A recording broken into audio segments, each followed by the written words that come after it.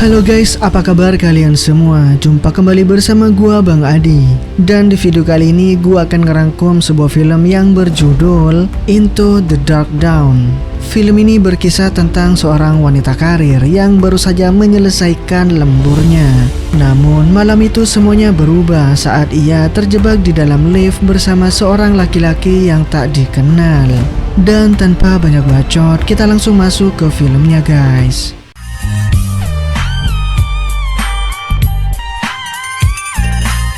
Film ini dibuka dengan memperlihatkan ruangan perkantoran dan seorang wanita yang bernama Jennifer yang masih bekerja lembur hingga larut malam. Tampaknya Jennifer karyawan terakhir yang tersisa dalam kantor itu. Sementara karyawan yang lain sudah terlebih dahulu pulang untuk mempersiapkan hari libur Valentine masing-masing. Mengingat 3 hari ke depan yaitu hari Jumat, Sabtu, Minggu, dan hari Senin adalah hari libur yang cukup panjang.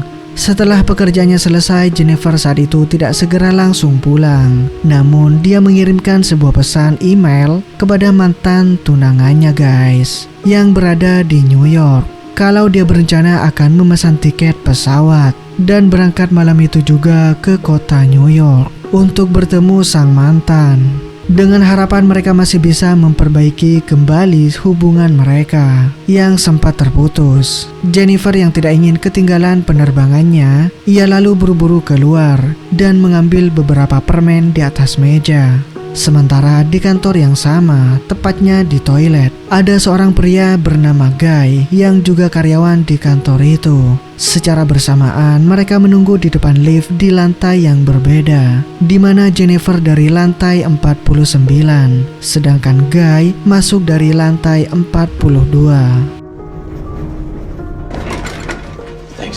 Saat itu sudah tak ada lagi karyawan yang berada di dalam kantor melainkan mereka berdua guys. Dan pada akhirnya suasana canggung di dalam lift yang sama-sama mereka rasakan, hingga Guy mencoba membuka pembicaraan dengan Jennifer dan sedikit mulai bercanda. Namun saat itu Jennifer yang tampaknya tidak mengenali Guy lebih banyak memilih diam dan menjawab seadanya saja. Tak berapa lama, Guy yang masih saja mencoba mencairkan suasana kemudian berbasa-basi dengan memperlihatkan sebuah coretan gambar pada dinding. Namun tiba-tiba saat itu juga lift mendadak berhenti seketika. Tentu saja keduanya mulai panik dengan apa yang terjadi. Lalu mereka mencoba menekan beberapa tombol pada lift. Namun sayangnya tak ada satupun tombol yang berfungsi. Meskipun listrik di dalam lift tampaknya masihlah menyala. Usaha Guy tak berhenti sampai di situ saja guys. Ia mencoba membuka paksa pintu dengan sekuat tenaga. Namun tetap saja hasilnya tetaplah nihil. Hingga pada akhirnya Guy melambaikan tangannya ke arah kamera CCTV dan berharap masih ada seseorang di ruangan kontrol melihat keberadaan mereka. Namun sayangnya tak ada satupun jawaban dari ruangan kontrol tersebut guys. Kemudian mereka mencoba menggunakan ponsel untuk menghubungi 911. Namun lagi-lagi sialnya di luar jangkauan. Hal itu terjadi karena lokasi mereka berada di ruangan tertutup. Jennifer yang bingung secara spontan bertanya pada Guy dengan mengatakan kenapa tidak ada satu orang pun petugas keamanan di gedung ini yang bertugas malam itu. Dia khawatir akan ketinggalan pesawat kalau ia tidak segera keluar dari dalam lift tersebut. 15 menit kemudian, Guy kembali mencoba berteriak minta tolong ke arah pintu dan sesekali menggedor-gedorkan pintu lift tersebut. Namun tetap saja tak ada yang bisa mendengar panggilan mereka. Lalu Guy mendapatkan sebuah ide, di mana dia berpikir bisa saja di atas lift mungkin ada sebuah pintu darurat untuk keluar dari dalam lift tersebut. Namun karena langit-langit dinding tersebut cukup tinggi, Guy lalu meminta Jennifer untuk naik ke atas pundaknya. Jennifer yang awalnya sedikit canggung, mau tidak mau dengan terpaksa ia naik ke atas pundak Guy untuk menggapai sisi bagian atas langit-langit. Namun ketika Jennifer mulai meraba-raba sisi bagian atas, tetap saja Jennifer tidak menemukan apapun untuk bisa membuka langit-langit lift tersebut guys. Are you okay? Yeah, I just 15 minutes. it feels like an hour. Setelah beberapa jam berlalu, Jennifer mulai pesimis dan merasa sudah terlambat untuk mengejar penerbangannya malam itu. Guy pun yang merasa kasihan lalu mencoba menghibur dengan memberikan candaan, berharap Jennifer dapat terhibur. Jennifer yang mulai terlihat usaha dan perhatian yang diberikan Guy kepadanya akhirnya mencoba membuka diri dan berkenalan dengan Guy saat itu juga. Nice to meet you guys. It's really nice to meet you. 4 jam telah berlalu, hingga suatu saat Jennifer merasakan hasrat ingin buang air kecil saat itu. Namun karena ia sangat malu untuk pipis di depan Guy, akhirnya dia berusaha mati-matian nih, hanya untuk menahan rasa kebelet pada perutnya. Namun Guy yang tahu Jennifer sedang kebelet pipis, kemudian menyuruh Jennifer untuk melakukannya di sudut ruangan, sambil menutupnya dengan jaket milik Guy. Namun tetap saja Jennifer tak mau melakukan hal itu. Ia tidak mau jaketnya Guy kotor karena air pipisnya. Guy yang tak kehabisan akal pun lalu memberikan botol termos air untuk digunakan Jennifer menampung pipisnya guys. Sementara Guy berjanji untuk berbalik badan dan juga menutup kedua matanya. Beberapa saat kemudian, Jennifer yang sudah mulai akrab dengan Guy lalu memberikan diri memilih pembicaraan tentang hal-hal yang menjurus ke topik percintaan. Jennifer mengatakan kepada Guy dengan bertanya, di manakah tempat bercinta paling kotor yang pernah Guy lakukan selama hidupnya? Namun Guy tampaknya terlihat malu untuk mengatakannya guys. Lalu meminta Jennifer untuk terlebih dahulu yang bercerita. Sambil tersenyum, Jennifer pun mengatakan kalau ia pernah bercinta di dalam perpustakaan dengan salah satu mantan pacar semasa kuliahnya dulu. Brilliant idea. Okay, stop. You're way too good at this. Sementara ketika giliran Guy yang bercerita, ia mengatakan kalau dia pernah bertemu dengan seorang gadis di sebuah pantai. Kemudian mereka minum sampai mabuk dan dilanjutkan dengan bercocok tanam dengan sang gadis di dalam mobil sambil mengemudi. Sampai akhirnya Guy berkata kalau dia mulai terangsang dan ingin menghentikan pembahasan itu. Dia pun meminta maaf pada Jennifer karena sudah melewati batas pembicaraan. Namun Jennifer yang saat itu juga merasakan hal yang sama, hanya bisa terdiam ketika Guy berjalan mendekatinya. Dan pada akhirnya saat itu juga mereka melakukan belaem-belaem di dalam lift itu guys.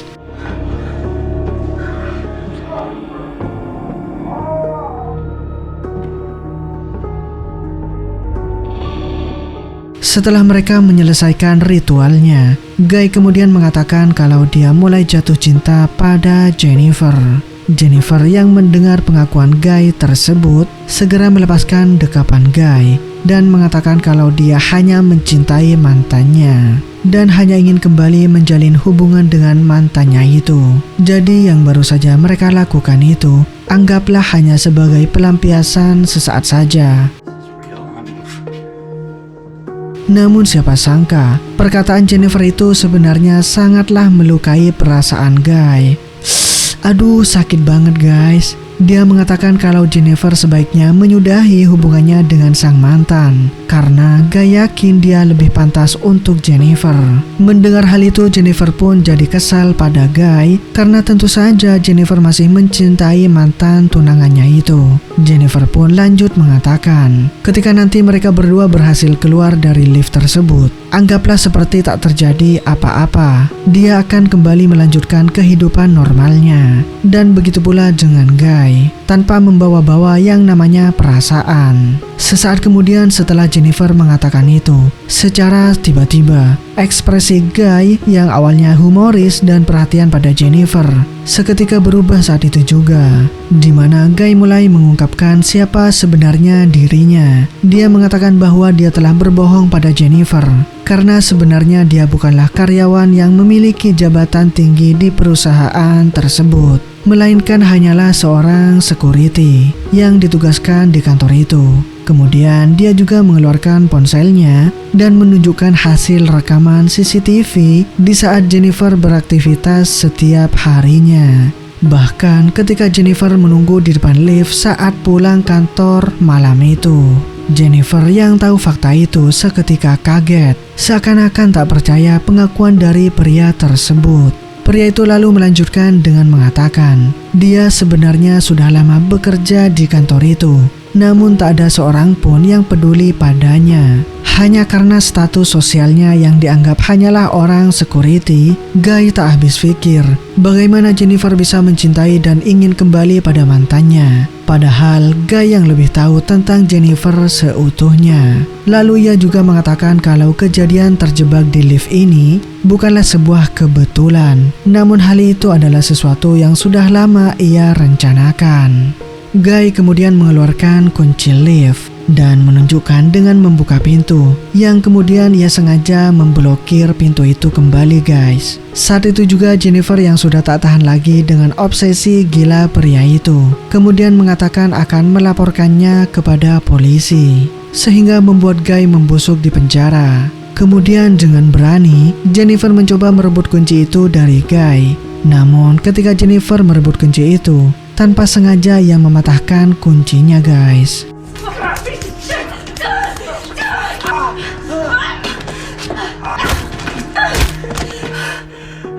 Saat itu Guy terkapar dan berlumuran darah di lantai dan membuat Jennifer ketakutan setengah mati. Wanita ini berpikir kalau Guy telah tewas saat itu juga. Ia kemudian mendekatinya dan mencoba memeriksa kondisi Guy.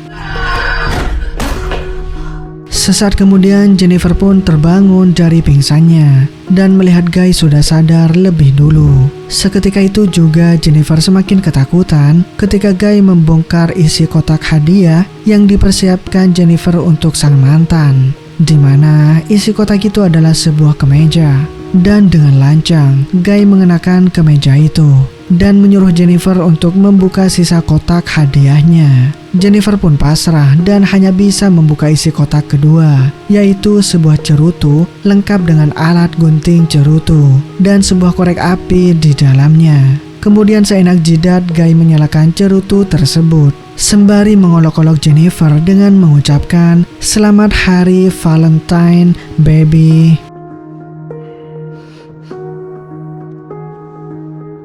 Beberapa saat kemudian, Guy tiba-tiba meminta maaf pada Jennifer karena telah membuatnya takut saat itu. Dia berharap Jennifer mau berdamai dengannya. Namun Jennifer hanya diam dan tak menjawab sepatah kata pun. Jennifer yang melihat Guy sepertinya telah sadar akan kesalahannya mencoba untuk berdamai. Lalu Guy mencoba mengeluarkan mereka dari lift itu dengan membobol salah satu panel di langit-langit pada lift. Holy shit! Kemudian dia meminta Jennifer untuk mengangkatnya agar Guy dapat menggapai pintu darurat di langit-langit lift tersebut. Namun menurut Jennifer akan lebih mudah jika Guy saja yang memberinya dorongan karena ia tak cukup kuat untuk mengangkat Guy. Setelah itu Jennifer naik ke pundak Guy dan berhasil keluar dari lift tersebut. Setelah itu Guy memberitahu pada Jennifer di mana posisi tangga dan letak pintu keluar darurat tersebut berada. Namun setelah mengetahui letak pintu keluar, Jennifer malah mengeluarkan jari tengahnya pada Guy, seakan-akan mengolok-olok Guy yang telah tertipu, sehingga seketika membuat Guy sangatlah marah dan kesal akan kebodohannya itu guys. Namun Guy tidak kehabisan akal. Ia mengikat dua potong pakaian menjadi satu, kemudian melemparkan ke lubang pintu langit-langit tersebut. Dan Guy pun berhasil naik mengejar Jennifer yang masih berusaha menuju ke pintu darurat. Now, you're gonna die. You better fucking... Ketika Jennifer sudah berhasil membuka pintu darurat itu, ia lalu berteriak meminta tolong, berharap seseorang mendengar teriakannya. Namun tiba-tiba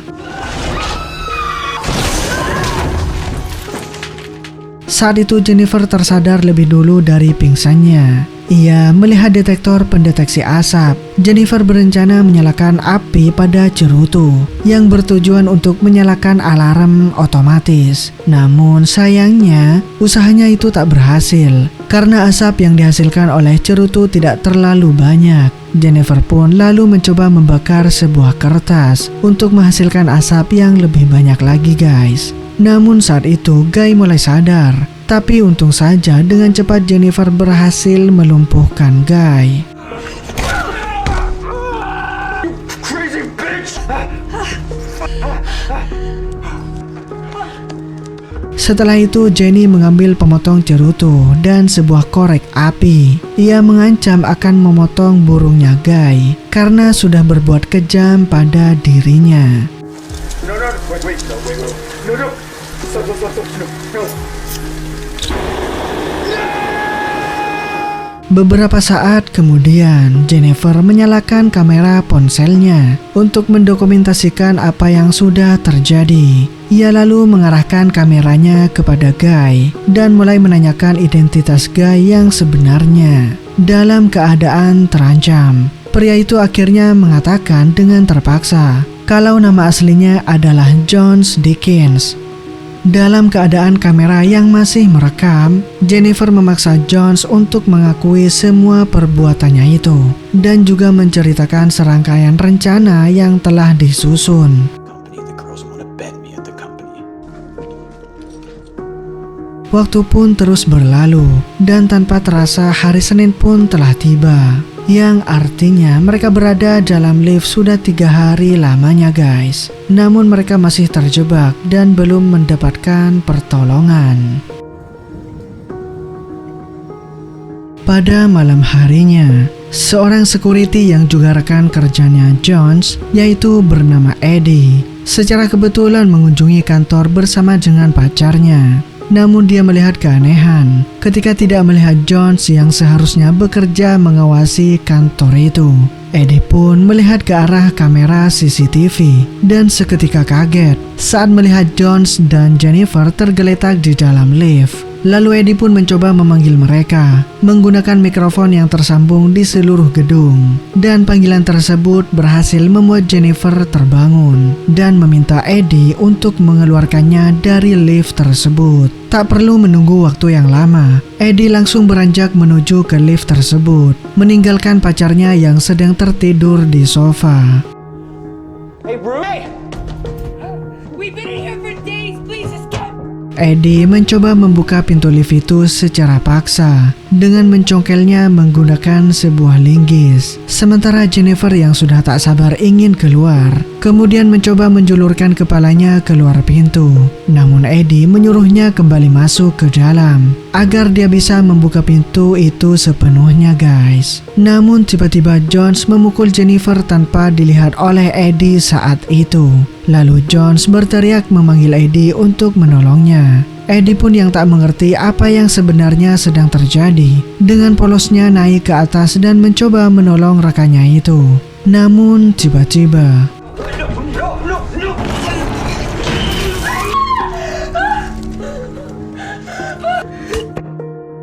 saat itu juga, Jones membawa Jennifer ke mobilnya dan memasukkannya ke dalam bagasi. Setelah itu Jones kembali ke gedung dan membuang tubuh Eddie beserta dengan pakaiannya. Setelah menghilangkan jejak Eddie, ia kemudian membersihkan dirinya dan mengenakan seragam security miliknya guys. Setelah itu, ia berjalan masuk ke dalam ruangan resepsionis, lalu menghapus semua rekaman video CCTV untuk menghilangkan jejak perbuatannya itu.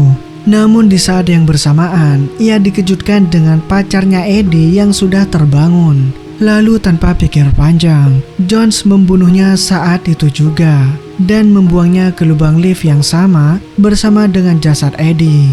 Jones lalu masuk ke dalam mobilnya dan membawa Jennifer ke sebuah lokasi terpencil untuk membuangnya guys.